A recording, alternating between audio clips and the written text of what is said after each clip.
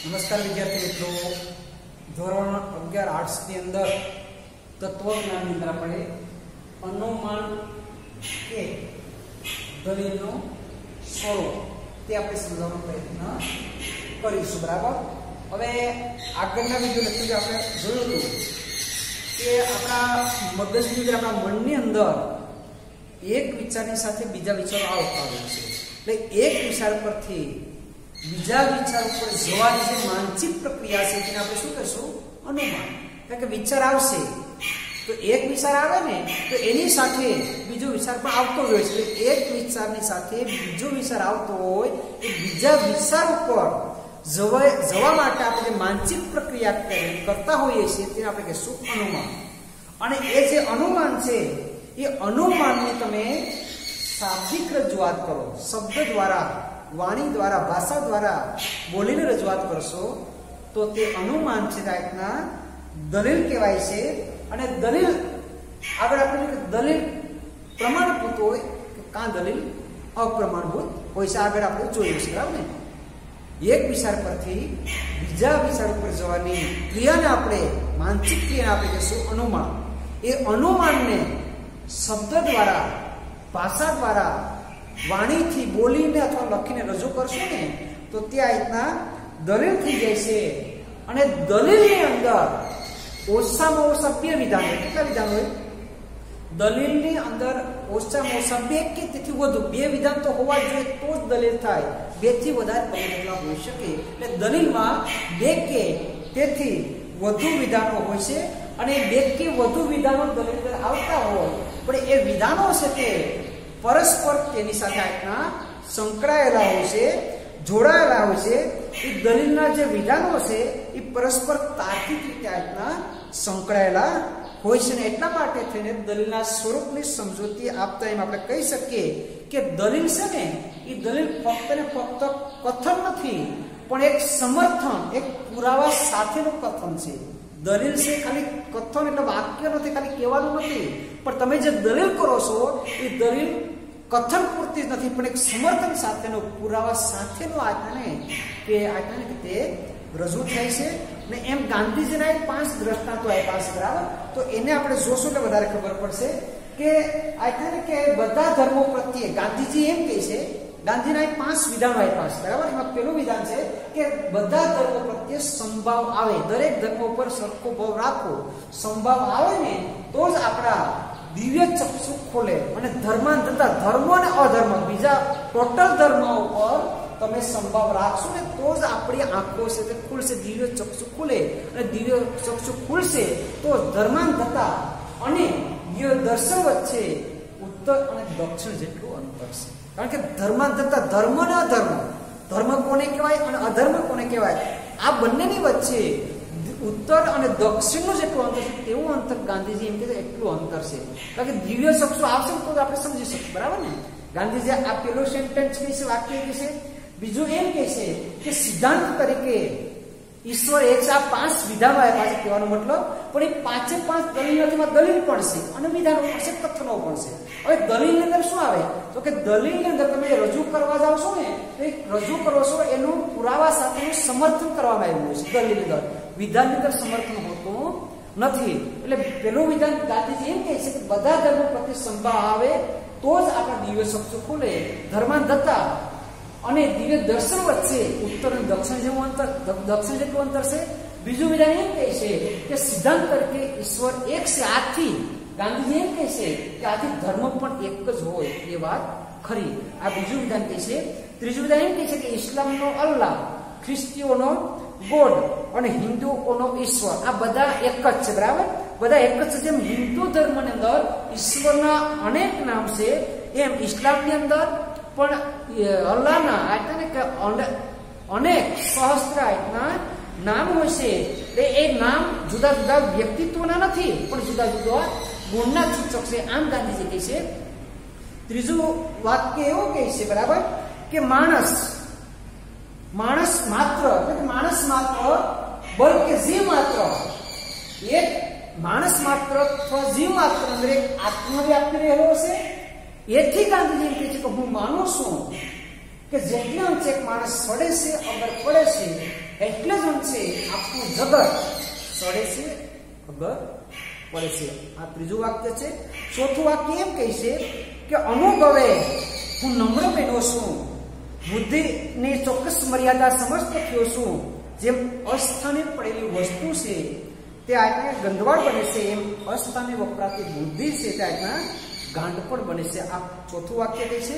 અને પાંચમું વાક્ય કહે છે કે આજને કે માણસ, પાંચમું વાક્ય ની અંદર અનુભવ નમ્ર બન્યો એ કહે છે. બરાબર, આ રીતના 5 વાક્ય આપણે જોયા. બરાબર, આ 5 વાક્યો છે ને, 5 વાક્ય દલીલો નથી. એમાં તમે જોવા જશો તો 2 નંબર અને 4 નંબર છે ને એ દલીલ છે. કારણ કે દાખલા તરીકે બીજા નંબરની અંદર આપણે જોઈએ તો આ કહે કે સિદ્ધાંત તરીકે ઈશ્વર એક જ છે, આથી ધર્મ પણ એક જ હોય એની નીચે આપણે અંડરલાઈન કરેલી છે. બરાબર, એટલે સિદ્ધાંત તરીકે ઈશ્વર એક જ છે એમ કહી અને આથી ધર્મ પણ એક હોય, ભગવાન એક હોય ને તો ધર્મ પણ એક હોય એનું સમર્થન આપ્યું છે. દરેક આપ્યું ને કે સિદ્ધાંત તરીકે ભગવાન કેટલા, જગતની ઈશ્વર કેટલા, તો કે એક. જો ભગવાન એક હોય તો ધર્મ પણ એક જ હોવો જોઈએ, એક જ હોય એ વાત ખરી, એટલે એ વાત સાચી છે એમ ગાંધી કે આ સિદ્ધાંત કે ઈશ્વર એક છે એનો પુરાવો આપે છે, સમર્થન આપે છે. આ જે છે બધા ધર્મ પ્રત્યે સંભાવ આવે તો જ આપણા દિવ્ય ચક્ષુ ખુલે. ધર્માંધતા અને દિવ્ય વચ્ચે ઉત્તર અને દક્ષિણ જેટલું અંતર છે. આ જે છે ને એ દલીલ નથી, એવું છે એ વિધાન છે, એમાં સમર્થન નથી કરવામાં આવ્યું. 2 નંબરનું જે આપ્યું કે જે 2 નંબરની દલીલ અને 4 નંબરની જે દલીલ છે એમાં સમર્થન કરેલું છે, એમાં પુરાવા આપ્યા છે. 1, 2, 3, 4 અને 5 આ 5 ગાંધીજીના વાક્યો છે. તો 5 આપણે દલીલ કહેતા નથી. 2 નંબર અને 4 નંબર છે તે દલીલ છે. 1, 3 અને 5 છે ને એવું છે એ આપ્યા ને કે વિધાનો છે, વાક્યો છે. એ માહિતી આપતું નથી. બરાબર, કે માહિતી પ્રદાન જ નથી, આની અંદર સમર્થન કરે છે. આ સિદ્ધાંત ઈશ્વર એક છે એનું સમર્થન કરે છે. અને બીજી આત્મ દલીલ છે કે માણસ આત્મ માત્ર જીવ માત્રમાં આત્મા વ્યાપી રહેલો છે. માણસ માત્ર જીવ માત્ર આત્મા વ્યાપી રહેલો છે. એટલે એટલું માનું છું કે જેટલો છે માણસ સડે છે, ઉપર જાય છે અથવા નીચે આવે છે, એટલું જ છે જગત ઉપર જાય છે તો જગત નીચે આવે છે. એની અંદર પ્રૂફ આપ્યું છે, સમર્થન આપ્યું છે. એટલે 2 નંબર અને 4 નંબર છે તો દલીલ છે. 1, 3 અને 5 છે ટાઈપના તે કથનો છે, એ સમર્થન માટેનો ભાગ આપવામાં આવ્યો નથી. એટલે આમાં આપણે જોયું, આપણે આગળ આપણે જોયું કે દલીલ કેવી રીતના બને, તો કે એક વિચાર ઉપરથી બીજા વિચાર ઉપર જવાની જે માનસિક પ્રક્રિયા છે, માનસિક પ્રક્રિયાને આપણે અનુમાન કહીશું. અને એ જ અનુમાનને તમે શબ્દ દ્વારા રજૂ કરો, શબ્દ દ્વારા વાણીથી લખીને અથવા બોલીને ભાષા દ્વારા તમે રજૂ કરશો ને તો એ જ અનુમાન શું થઈ જશે, દલીલ થઈ જાય. અને દલીલ છે ને એ દલીલની અંદર દલીલ છે સમર્થન સાથેના પુરાવા સાથેનું આને કે વ્યાપ્તિ વાક્યના રજૂ કરતું હોય છે. બરાબર, દલીલ અંદર શું હોય, 2 કે તેથી વધુ વિધાનો આવતા. એટલે એમાં 2 કે તેથી વધુ વિધાનો, એટલે એમાં એક ફલિત વિધાન હોય અને એક આધાર વિધાન. જો 2 વિધાનો વાળી દલીલ હોય તો એક ફલિત વિધાન હોય અને એક શું હોય છે, આધાર વિધાન. એટલે આ વસ્તુ આપણે ખાસ યાદ રાખવાની છે કે દલીલની અંદર ફલિત વિધાનની સંખ્યા હંમેશા માટે એક જ રહેશે. ફલિત વિધાન કેટલા આવે, 1.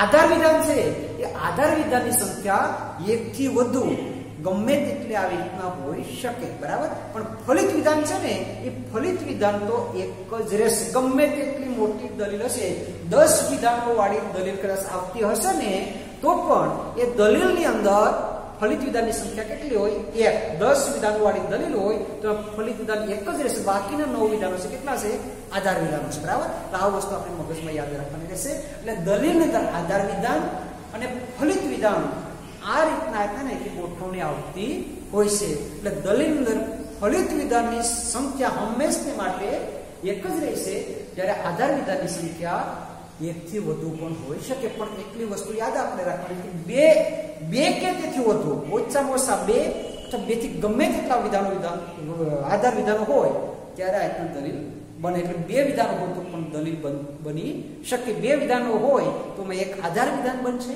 અને બીજું છે ફલિત વિધાન બને છે. બરાબર, એટલે આપણે ડિસ્કસ ચર્ચા કરી તો એના આધારે આપણે આ દલીલનું લક્ષણ આપણે આપવું તો આ રીતના આપી શકીએ કે દલીલ એટલે વિધાનોનો એક એવો સમૂહ કે જેમાં આધાર વિધાન અને ફલિત વિધાન આવતા હોય. આ જે દલીલ આપણે ચર્ચા કરી એ ચર્ચા ઉપરથી આપણે દલીલનું લક્ષણ આ રીતના આપી શકીએ કે દલીલ એટલે વિધાનોનો એક એવો સમૂહ કે જેમાં આધાર વિધાન અને ફલિત વિધાન છે તેની ગોઠવણી હોય તો આધાર વિધાન અને ફલિત વિધાન આવતા હોય છે. બરાબર, એક બે દલીલના વાસ્તવિક આધાર કે દ્રષ્ટાંત આપણે લેશું તો વધારે ખબર પડશે. બરાબર, દાખલા તરીકે આપણે જોઈએ દલીલને એક દ્રષ્ટાંત લેશું. બરાબર, તો એની અંદર એવું છે બરાબર કે કોઈ પણ માણસ, બરાબર, આપેલી દલીલ છે કોઈ પણ માણસ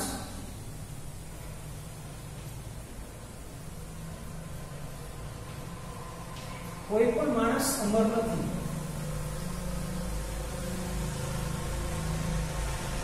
આ બીજું વિધાન છે અજય માણસ છે.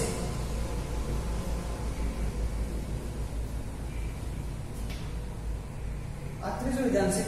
આનો અર્થ એ છે, આનો અર્થ એ કોઈ પણ માણસ અમર નથી, અજય માણસ છે. આનો અર્થ એ છે કે અજય અમર નથી.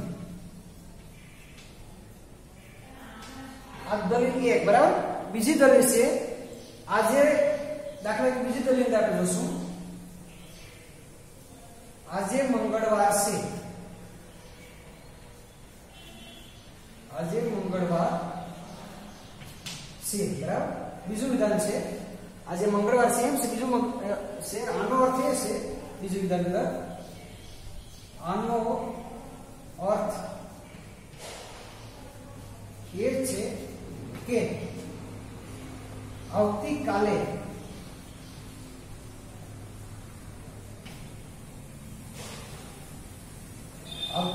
બુધવાર થશે. બરાબર, તો આ દલીલ આપણે તે જોઈશું. પ્રથમ દલીલ આપણે જોઈએ તો કોઈ પણ માણસ અમર નથી, અજય માણસ છે. આનો અર્થ એ કે અજય અમર નથી. બરાબર, બીજી દલીલ આજે મંગળવાર છે. આનો અર્થ એ છે કે આવતીકાલે બુધવાર થશે. હવે અહીં તમે પહેલી દલીલ જોશો ને તો તે ત્રણ વિધાનો વાળી છે. બરાબર, આ બે, એક અને બે, ટોટલ પ્રથમ દલીલ અંદર ટોટલ વિધાનો કેટલા? ત્રણ. માં એક અને બે એ આધાર વિધાન છે. કોઈ પણ માણસ અમર નથી, અજય માણસ, આ આધાર વિધાન છે. અને ત્રીજું વિધાન છે તે શું છે? આનો અર્થ એ કે અજય અમર નથી. ત્રીજું વિધાન છે ફલિત વિધાન છે. બીજી દલીલ છે બે વિધાનો વાળી છે. બરાબર, આજે મંગળવાર છે. આનો અર્થ એ છે કે આવતીકાલે બુધવાર થશે. બરાબર, આ બે વિધાનો વાળી છે.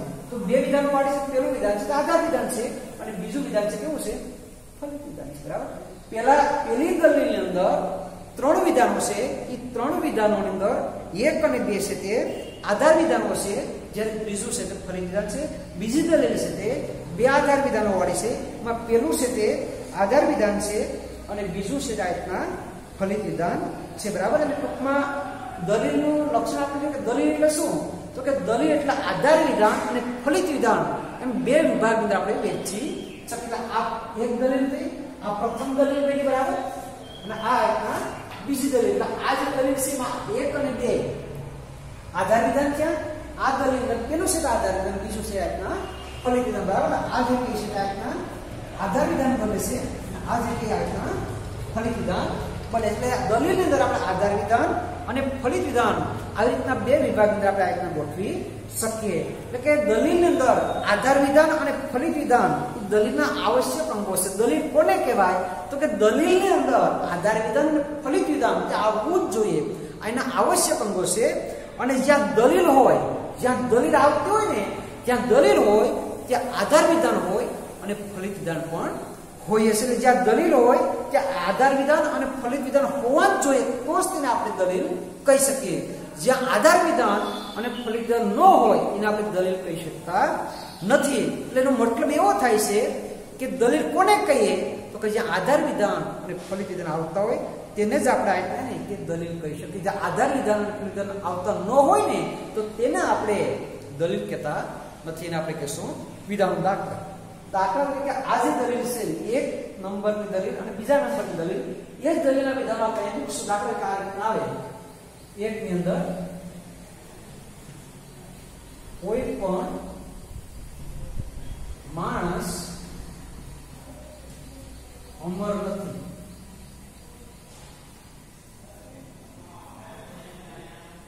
बीजो से अजय मानस से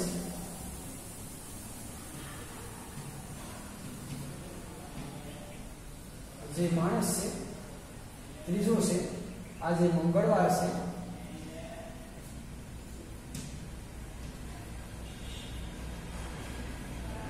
मंगलवार से 4 नंबर से आवतीकाले बुधवार थशे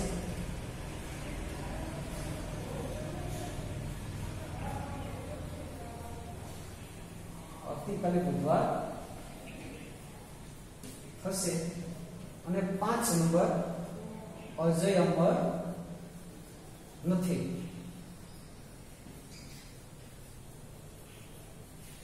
હવે આ જે વિધાનો છે આને આપણે દલીલ કહીશું બરાબર, કારણ કે આધાર વિધાન એ રૂપમાં ગોઠવાયેલા છે, પણ આ જે દલીલના વિધાનો છે એ દલીલ અંદર શું આવે તો કે આધાર વિધાન અને ફલિત વિધાન આવતું હોય ને તેને જ આપણે આ રીતના દલીલ કહીએ છીએ। એનો મતલબ એવો થાય છે કે જ્યાં દલીલ હોય ત્યાં આધાર વિધાન અને ફલિત વિધાન હોવા જ જોઈએ, અને જ્યાં દલીલ ન હોય ત્યાં આધાર વિધાન અને ફલિત વિધાન હોઈ શકે નહીં। એટલે આ જે છે તે દલીલ છે, આ દલીલ અંદર તમે જોશો ને તો આધાર વિધાન અને ફલિત વિધાન છે। આ પેલી દલીલ છે, પેલી દલીલ અંદર તમે જોશો ને ફલિત વિધાન શું છે, આનો અર્થ એ કે અજય અમર નથી, એ ફલિત વિધાન થયું કોઈ પણ માણસ અમર નથી ન અજય માણસ છે તે આધાર વિધાન બન્યું। બીજી દલીલ અંદર આજે મંગળવાર છે એ આધાર વિધાન બન્યું, અને આનો અર્થ એ છે કે આવતીકાલે બુધવાર થશે એ ફલિત વિધાન બન્યું। હવે દલીલ ન હોય આ જ વિધાન છે, અહીંયા આપણે વિકાસ આમાં 5 વિધાનો છે ને, પેલી દલીલ અંદર 3 અને બીજી દલીલ અંદર 2, એ જ વિધાનો અહીંયા છે, પણ આને આપણે દલીલ કહી શકતા નથી। કેમ તો કે આધાર વિધાન અને ફલિત વિધાન નથી, 5 વિધાનો કેવા છે, સ્વતંત્ર છે। એક વિધાન કોઈ પણ માણસ અમર નથી, બીજું માણસ અજય કેવો તો કે માણસ, ત્રીજું વિધાન આજે મંગળવાર છે, ચોથું આવતીકાલે બુધવાર થશે, પાંચમું અજય અમર નથી। આ જે દલીલની અંદર જે માહિતી હતી એ જ માહિતી અહીંયા આપણે મૂકી છે, તો અહીંયા દલીલ થાય છે અને અહીંયા દલીલ બનતી નથી। કેમ તો કે દલીલની અંદર આધાર વિધાન અને ફલિત વિધાન એવી ગોઠવણી આવતી હોય છે, જ્યારે વિધાનની અંદર એ રીતના ગોઠવવામાં આવતું નથી બરાબર। એટલે આના આધારે આપણે કહી શકીએ કે દલીલની અંદર આધાર વિધાન અને ફલિત વિધાન એવા બે વિભાગોની અંદર તેને વેચવામાં આવતા હોય છે બરાબર। હવે દલીલની અંદર તમે જોવા જશો તો દલીલ જ્યારે તમે કરો ને ત્યારે તર્કશાસ્ત્રી છે તે એ દલીલના રૂપને જ આ રીતના ધ્યાનમાં રાખતા હોય છે। ઘણી વખત દલીલ અંદર એવું પણ બની શકે કે આની અંદર જે દલીલની અંદર આ દાખલા કે એક દલીલ આપણે જોઈ તો એ દલીલની અંદર પ્રથમ નંબરની દલીલ છે એમાં જે ફલિત વિધાન છે એ બીજી દલીલની અંદર આધાર વિધાન પણ હોઈ શકે। એવો કોઈ નિયમ નથી કે ભાઈ આ વિધાન છે ને એ આ દલીલની અંદર આધાર વિધાન છે તો બીજી દલીલ તો ફલિત વિધાન બની શકે નહીં। પ્રથમ દલીલની અંદર જે ફલિત વિધાન હોય એ બીજી દલીલની અંદર આધાર વિધાન પણ હોઈ શકે, અને પ્રથમ દલીલની અંદર જે આધાર વિધાન છે એ બીજી દલીલની અંદર ફલિત વિધાન પણ હોઈ શકે બરાબર। એટલે એમાં કોઈ આપણે પેલું કરવાની જરૂરિયાત નથી, કારણ કે તર્કશાસ્ત્ર છે, તર્કશાસ્ત્ર ફક્ત ને ફક્ત તેના રૂપને જોવે છે, વિષયને જોતું નથી ને એ વસ્તુને ધ્યાનમાં રાખી અને કોઈ પણ પ્રકારની દલીલ આપણે જોતા હોય ત્યારે એક દલીલ અંદર એક વિધાન છે તે આધાર વિધાન છે, તો એ જ વિધાન છે એ બીજી દલીલની અંદર આવતા ને કે ફલિત વિધાન પણ આવી રીતના હોઈ શકે। એ દ્રષ્ટિએ આપણે જોઈશું એટલે વધારે આપણને ખબર પડશે। આધાર વિધાનમાં જે વિધાન આધાર વિધાન હોય, જે દલીલમાં આધાર વિધાન છે તે હોય એ જ વિધાન બીજી દલીલ અંદર આ રીતના ફલિત વિધાન પણ આ રીતના બની શકતું હોય છે। દાખલા તરીકે આપણે જોઈએ તો દ્રષ્ટાંત આપ્યું છે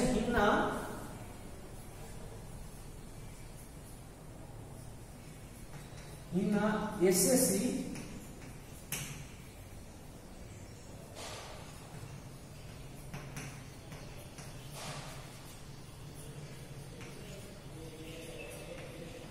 एसएससी परीक्षा में हिना एसएससी परीक्षा में प्रथम नंबरे पास थई।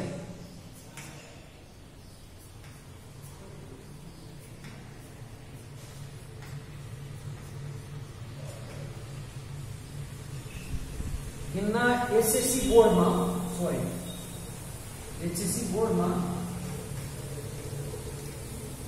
प्रथम नंबरे पास थई बराबर। आनो अर्थ ए छे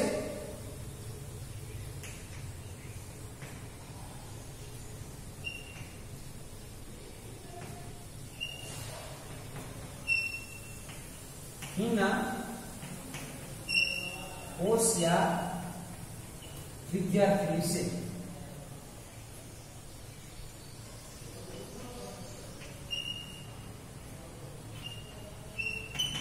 આપેલી દલીલ બરાબર.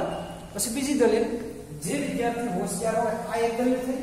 બીજી, જે વિદ્યાર્થી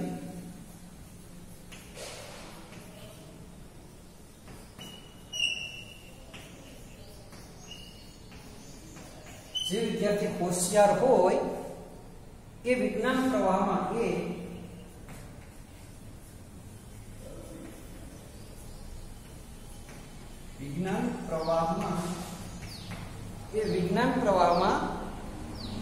વિજ્ઞાનના અભ્યાસમાં આગળ જઈ શકે. વિજ્ઞાનના અભ્યાસમાં જોયું, જે વિદ્યાર્થી હોશિયાર હોય એ વિજ્ઞાનના અભ્યાસમાં આગળ જઈ શકે.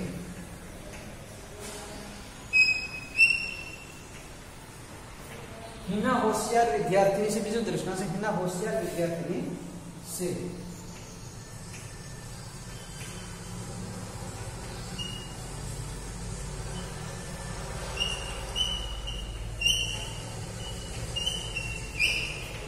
हिना होशियार विद्यार्थी से તેથી આનો અર્થ એ થાય છે કે વિજ્ઞાનના અભ્યાસમાં આગળ જશે. આમ એ સ્પષ્ટ થાય છે. આમ એ સ્પષ્ટ થાય છે કે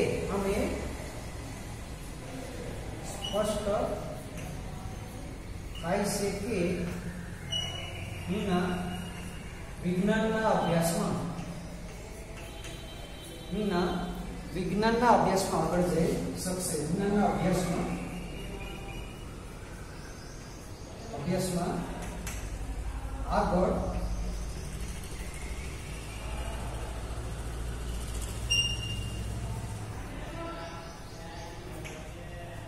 જઈ શકશે. બરાબર. હવે આગળ આપણે જોઈશું દલીલની અંદર કે દલીલની અંદર આધાર વિધાન ખુલ્લી વિધાન હોય છે. બરાબર. દલીલની અંદર ઓછામાં ઓછા બે કે તેથી વધુ વિધાનો હોય. હવે એમાં આધાર વિધાન ખુલ્લી વિધાન એવી ગોઠવણી હોય છે. બરાબર. હવે જે માહિતી આપતો હોય તેને આપણે દલીલ કહેવાય. આગળ આપણે જોયું કે એક દલીલની અંદર જે આધાર વિધાન હોય એ બીજી દલીલની અંદર ફલિત વિધાન પણ હોઈ શકે અને એક દલીલની અંદર જે ફલિત વિધાન હોય બીજી દલીલની અંદર આધાર વિધાન પણ આ રીતના હોઈ શકે. અહીં બે દલીલ આપણે જોઈશું.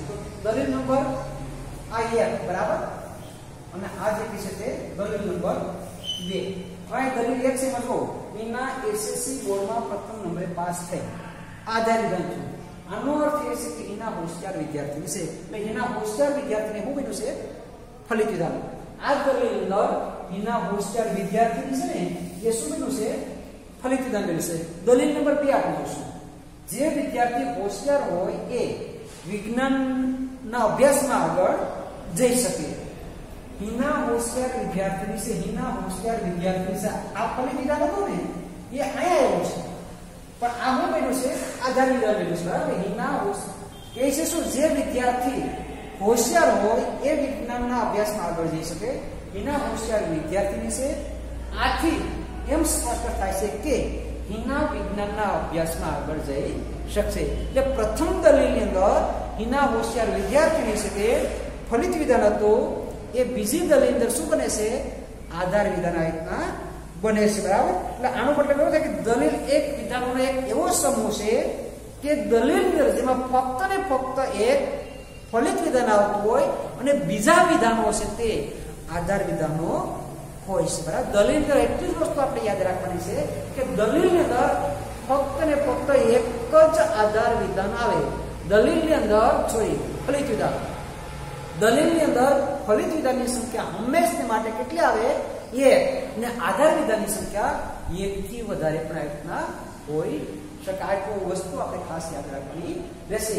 પછી એક દલીલની અંદર જે ફલિત વિધાન બને છે એક દલીલ અંદર જે ફલિત વિધાન બને છે એ ફલિત વિધાન છે તે બીજી દલીલ અંદર આધાર વિધાન પણ રીતના હોઈ શકે. એટલે કે તર્કશાસ્ત્ર છે અથવા તત્વજ્ઞાન છે તે વિષયને જોતું નથી પણ ફક્ત ને ફક્ત શું જોશે તો કે વિષયનું રૂપ છે એ વિષયના રૂપને જ રીતના જોઈશે. કે કોઈ પણ દલીલમાં ફક્ત ને ફક્ત એક જ ફલિત વિધાન હોય છે. ફલિત વિધાનની સંખ્યા ક્યારે એકથી વધારે હોઈ શકતી નથી. એટલે જ્યારે કોઈ પણ સંભાષણમાં એવું જોવા મળે કે ભાઈ આમાં એકથી વધારે દલીલ ફલિત વિધાનો છે એવું જ્યારે આપણને જોવા મળે ને ત્યારે એમાં એ પરસ્પર એ વિધાનો છે એની સાથે સંકળાયેલા હોય છે અથવા એની અંદર એકથી વધારે પણ દલીલો આ રીતના હોય છે. બાકી દલીલની અંદર ફલિત વિધાનની સંખ્યા એક જ હોય, પણ ઘણી વખત એવી દલીલ આપણી સામે આવતી હોય કે એમાં આપણને એવું લાગતું હોય કે આ દલીલ અંદર ફલિત વિધાનની સંખ્યા એકથી વધારે છે. જો એવું આપણને લાગે ને તો એની અંદર એ દલીલની અંદર એ જે દલીલ આપણી સામે રજૂ થઈ છે એની અંદર આ કે પરસ્પરથી સ્વતંત્ર એકથી વધારે દલીલો હોય અને કાં પછી પરસ્પર સંકળાયેલી દલીલોની હારમાળા એકથી વધારે દલીલો પણ હોઈ શકે. વધારે બાકી ફલિત વિધાનની અંદર દલીલની અંદર ફલિત વિધાનની સંખ્યા હંમેશા માટે એક જ રહેશે, પણ ઘણી વખત ઘણા બધા સંભાષણો આપણી સામે આવતા હોય ત્યારે એની અંદર આપણને એવું લાગતું હોય કે દલીલની અંદર ફલિત વિધાન એકથી વધારે છે આપણને લાગતું હોય ને લાગે ને તો ત્યારે સમજવાનું કે એમાં એકથી વધારે દલીલો છે અને કાં પછી તેની સાથે પરસ્પરની સાથે સંકળાયેલી દલીલોની હારમાળાની અંદર હોઈ શકે, આવું બની શકે.